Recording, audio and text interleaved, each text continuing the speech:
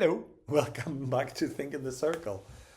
We're still talking about a PhD by publication, and today I'm going to give you 8 tips on what to look out for or what you do or how to plan. And I'm going to give you a few tips also about how you find a good supervisor for your PhD by publication. So here we go. First tip, plan a thematic arc. So ensure that all your publications would contribute to a coherent narrative. You can map out each paper and you have planned how it connects to an overarching research question. You can even plan your titles of your papers ahead in time if you're that clever. Now remember that you can use the commentary chapter to tie all those publications together in a sort of a unified scholarly contribution. Tip number 2, start publishing early. This is a chicken and egg because you might have published early and then you have to plan the thematic arc. But do start publishing early. There's no the earliest time to publish was 10 years ago. The second best time is now. Just borrow the Chinese proverb here about planting trees. Just think about beginning writing and submitting papers as soon as you have some data, as soon as you have some kind of research that you feel you can have some publishable results.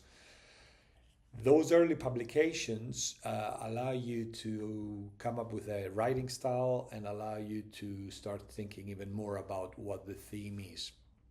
It also gets you to experience what the peer review system is and moderate your expectations. Build that momentum and the confidence. You can start by publishing. Publishing in conference papers. You can even do early some book chapters if you wanted, just to gain that confidence. Start small, build bigger. Don't go for the 4-star journals straight away. Target the right journals. Your particular research will have certain journals that align with your research scope and the impact that you're trying to bring. Try to review what current issues you're trying to review some journals with the current issues that you are investigating, so you understand the style and the tone of other authors and what kind of methodologies are the preferred ones. Not necessarily that you have to use them, but having a good understanding might give you even a gap in the methodologies, or you might decide actually everybody's using, say, qualitative, I'll use qualitative as well. Most journals will have some metrics. You can use that to get an understanding of how what sort of impact factor the journal has, but make sure you prioritize the relevance. So you could go for a new journal if their aims and objectives and their scope really aligns with what you're writing. Tip number 4, the commentary chapter. You have to master that. So master the commentary chapter, clearly articulate how each publication contributes to the overall thesis. Be very, very critical of your research journal. What I mean by very critical, not criticize, but be very critical by sort of bringing in the literature and your research to showcase how your methodology and your overall research delivers a good scholarly impact. Highlight the originality, key here. Everybody's looking for originality when you're going for a PhD. Coherence and progression of your work across the papers is also important. Tip number 5, you must track the authorship, maintain clear records of your contributions to any co-authored papers, so you can explain, if you have a viva, you can explain what your contribution was in those papers. Ideally, you want papers where you are first author if you can, but it's fine to submit a few papers that you might be second or third author as long as you have clear records of what your contribution has been. Make sure that you clarify the authorship roles and the agreements early in the writing process if you're writing with somebody else. So say that you've paired with a potential supervisor that might also be a co-author. Be very clear whose name goes first, and if their name goes first, what does that mean in terms of the workload? Trust me, you want to have those talks early, because those talks make best friends. You don't want to reach the end where you worked hard on a paper and then you hear that your name goes third or fourth or whatever. Ensure your institution guidelines, that you know them inside out, and that they allow co-authorship, and ensure that you have followed their ethics procedures, ethics approval procedures. Number 6, this is a very, very important one. Most early authors will have a rejection from a journal and they'll give up. So use rejection as a redirection tool. So treat the reviewer feedback as a tool for improving your work. It's not a personal critique. It has nothing to do with your nationality or who you are. They don't know you. You have submitted in blind refereed journals. The only person that knows your name is the people that are managing the journal. They have sent it without your name to 2, 3, 4 reviewers. Okay. I've had feedback from authors as editor saying, "Oh, you're racist," "Oh, you don't care about my research," when reviewers have said this is not good enough for publishing. Now, ideally, you have gone for journals that will give you a little bit of feedback and you can work on it. You do get the second author sometimes, the second reviewer, that reviewer that will give very, very lazy commentary and just doesn't like anything. But your job is to revise and resubmit to other journals. So every time you create a paper, have your first journal, second and third journal options. So don't submit it to the second journal lazily. You adapt it based on reviewer feedback, but also you have to go and adapt the literature sometimes. Sometimes it's a good tip to have, if you submit it for a journal, go and look, is there any article that is relevant to what you're saying in that journal? Cite a couple of articles from that journal if they are relevant to your research. An editor would like to see that if let's say I'm writing about service quality and I'm submitting it to Bob's journal and he has 50 articles on quality in the last 5 years and you haven't cited even one. Why are you submitting to his paper or her paper? Keep a log of submission histories and lessons learned from each experience. I did have an author once who, when I sent him feedback with the title of his paper, he said, "Sorry, can I just double check which journal is this? Because I have sent 10 papers to 10 different journals." Everything was in the email. It just, it makes me question the sanity of some colleagues. Maybe he didn't have enough sleep, but don't do that. Keep a good log of all your submissions. Number 7, engage with research community. Equally as important to keep your sanity.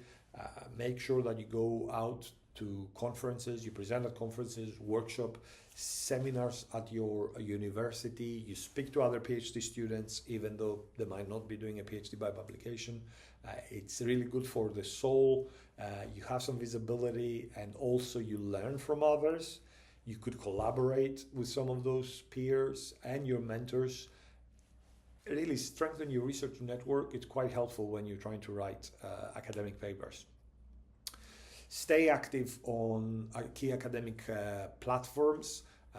Just do what I say, don't do what I preach. ResearchGate, I kind of given up, but it's a good one. Definitely ORCID. I update ORCID. That's the one that I really look for. And Google Scholar, if you create an ID there, that should really update itself. But those three are quite important. There's also the academia.edu. I've kind of given up updating on that, but it's quite good for networking if you're early in your career.